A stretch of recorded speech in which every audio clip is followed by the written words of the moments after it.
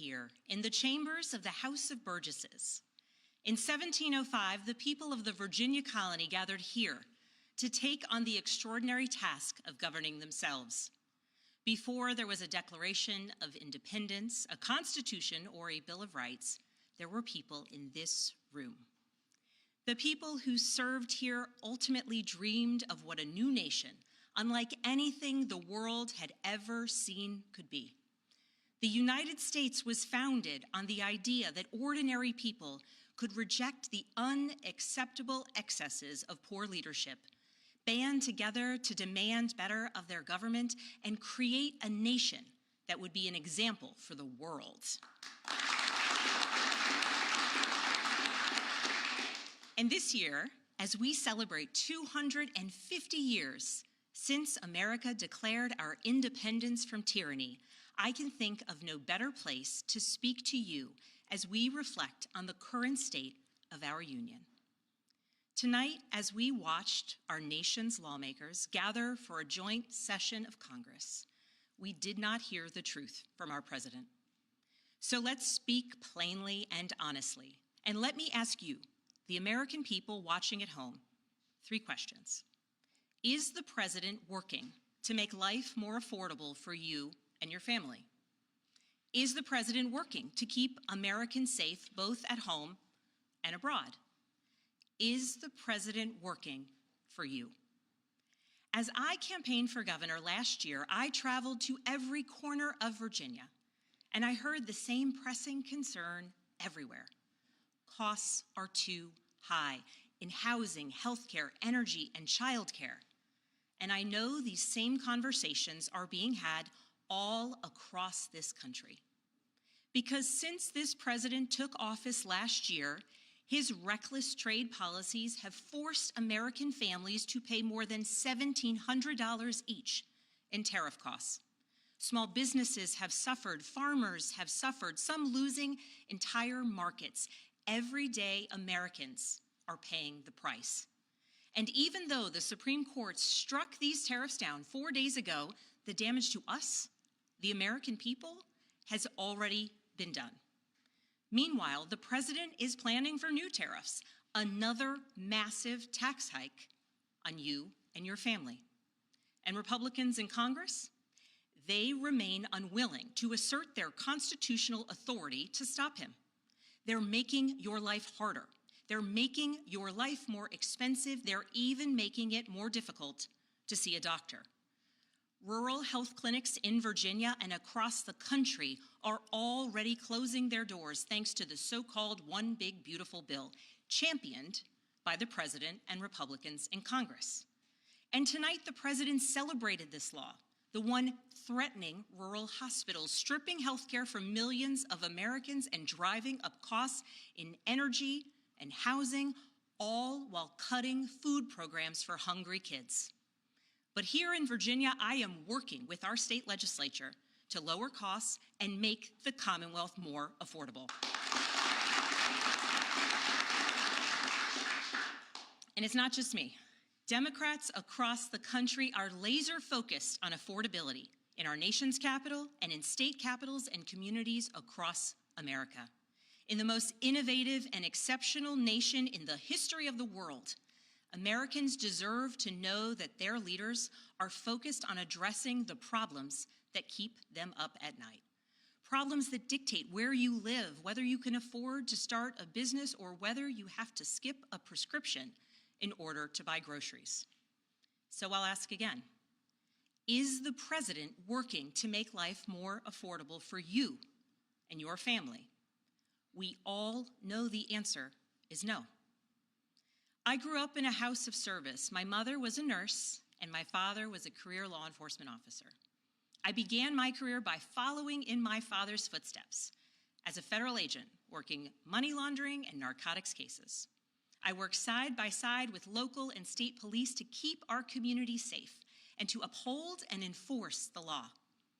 Law enforcement officers across the country know that it is a unique responsibility to do the serious work of investigating crimes, comforting victims, and making arrests.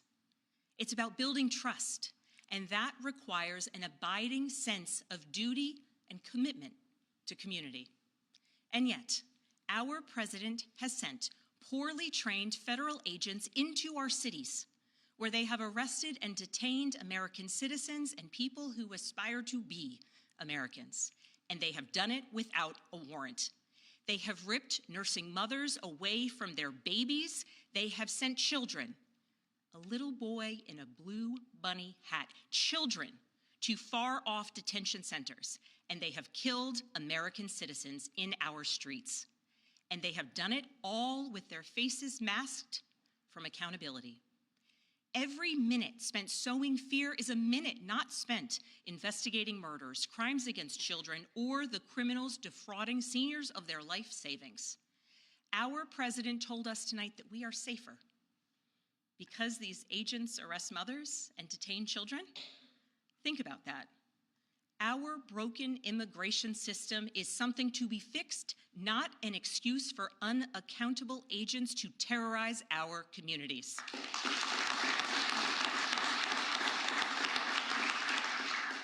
After working in law enforcement, I continued my career of service as a CIA officer, working undercover to protect the United States and our allies from global threats, terrorism, nuclear weapons, and the aggression of adversarial nations around the globe. But as the president spoke of his perceived successes tonight, he continues to cede economic power and technological strength to Russia, bow down to China, bow down to a Russian dictator, and make plans for war with Iran.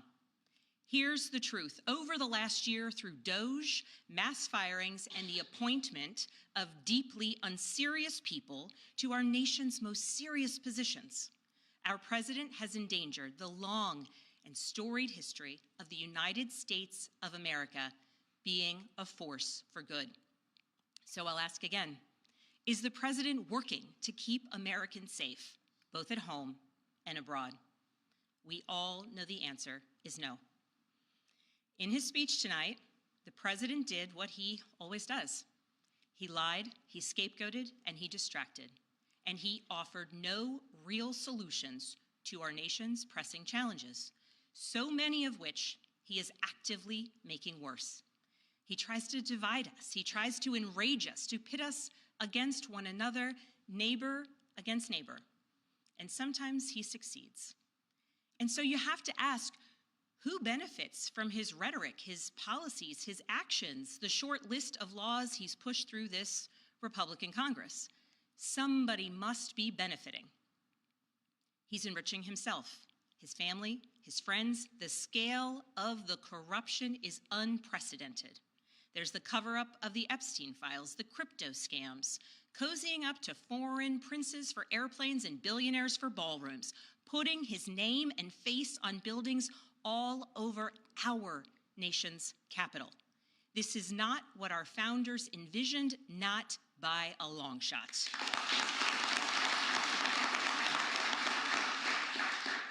So I'll ask again, is the president working for you? We all know the answer is no. But here's the special thing about America. On our 250th anniversary, we know better than any nation what is possible when ordinary citizens, like those who once dreamed right here in this room, reject the unacceptable and demand more of their government. We see it in the determination of students organizing school walkouts all across the country, whose voices are becoming so powerful that the governor of Texas seeks to silence them. We see it in the bravery of Americans in Minnesota standing up for their communities, from peacefully protesting in sub-zero temperatures to carpooling children to school so that their immigrant parents are not ripped away from them in the parking lot. As a mother of 3 school-aged daughters, I am inspired by their bravery, but I am sickened that it is necessary. And Americans across the country are taking action. They are going to the ballot box to reject this chaos. With their votes, they are writing a new story, a more hopeful story. In November, I won my election by 15 points.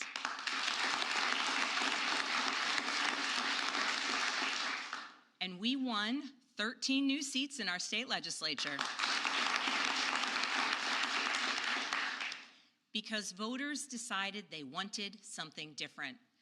Our campaign earned votes from Democrats, Republicans, independents, and everyone in between, because they knew as citizens they could demand more, that they could vote for what they believe matters, and that they didn't need to be constrained by a party or political affiliation.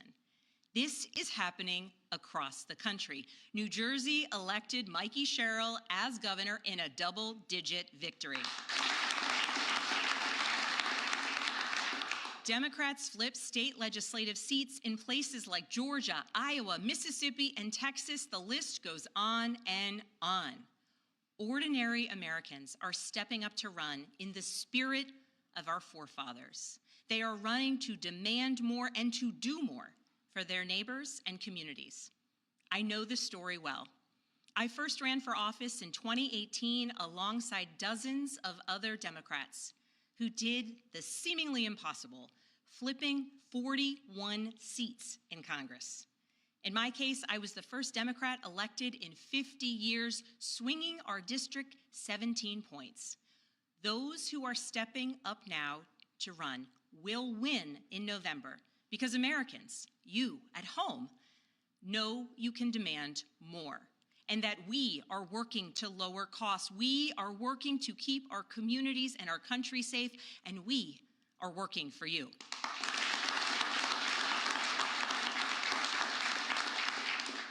In his farewell address, George Washington warned us about the possibility of, quote, cunning, ambitious, and unprincipled men rising to power.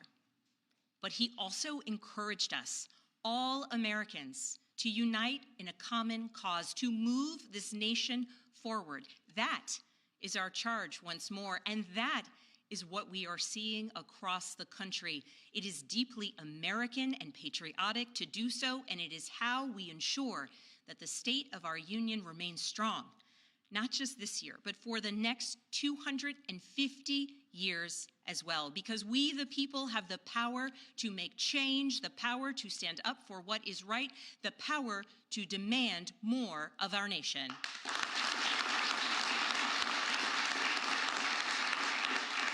May God bless the Commonwealth of Virginia, and may God bless the United States of America.